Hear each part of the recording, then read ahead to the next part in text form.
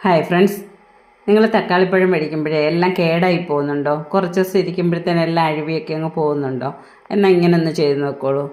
ഞാൻ ഈ തക്കാളിപ്പഴം മേടിച്ചുകൊണ്ട് വന്നിട്ട് മുമ്പേ കഴുകി കഴിഞ്ഞിട്ട് ഒരു കോട്ടൺ തുണി വെച്ച് ഞാൻ തുടച്ചെടുക്കും.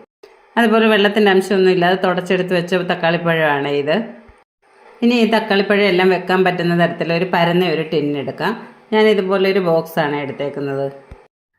ഈ ബോക്സിലേക്ക് നമ്മൾ വെള്ളം നനവൊക്കെ മാറ്റി വെച്ചേക്കുന്ന തക്കാളിപ്പഴം എല്ലാം പറക്കി അതിലേക്ക് വെച്ച് കൊടുക്കാം.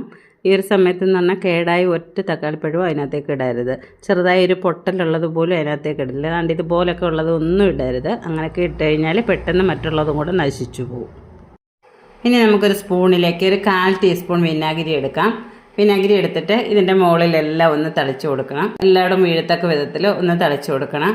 അതിനുശേഷം ഇത് കൈ കൊണ്ട് അങ്ങോട്ടും ഇങ്ങോട്ടൊക്കെ ഒന്ന് ഇളക്കി കൊടുക്കണം. ഈ വിനാഗിരിയുടെ അംശമൊക്കെ എല്ലായിടും ഒന്ന് പറ്റാൻ വേണ്ടിയിട്ടാണ് ഇത്. വിനാഗിരി ഒരുപാട് കോരി ഒഴിക്കരുത്. ഞാൻ ഈ കാണിച്ച പോലെ കുറച്ച് മാത്രമേ ഒഴിക്കാവൂ. ഇനി ഇത് അടച്ച് ഫ്രിഡ്ജിൽ സൂക്ഷിക്കാം. നമ്മുടെ ആവശ്യത്തിന് ഓരോന്ന് എടുത്തു കഴിഞ്ഞിട്ട് വീണ്ടും അതുപോലെ തന്നെ അടച്ച് വെച്ചേക്കണം. അതുപോലെ നമ്മൾ തക്കാളിപ്പഴം കൊണ്ടുവരുമ്പോഴേ എന്തായാലും 2-3 എണ്ണമൊക്കെ ചെറുതായിട്ട് ഇതുപോലെ കേട് കാണുമല്ലോ. അത് ഞാൻ ഇതുപോലെ മാറ്റി വേറൊരു പാത്രത്തിലേക്ക് വെച്ചിട്ട് ഫ്രിഡ്ജിൽ വെച്ചേക്കും. കൊണ്ടുവരുന്നതിന് പിറ്റേന്നൊക്കെ എന്തെങ്കിലും കറികളൊക്കെ വെക്കുമ്പോൾ അത് എടുത്തതിന് ശേഷം മാത്രമേ ഞാൻ മറ്റേ ബോക്സിൽ വെച്ചേക്കുന്നത് എടുക്കാറുള്ളൂ. അപ്പോൾ ഇതല്ലെങ്കിൽ തോനെ ദിവസം ഇരുന്നാൽ പെട്ടെന്ന് അങ്ങ് ചീഞ്ഞു പോകും.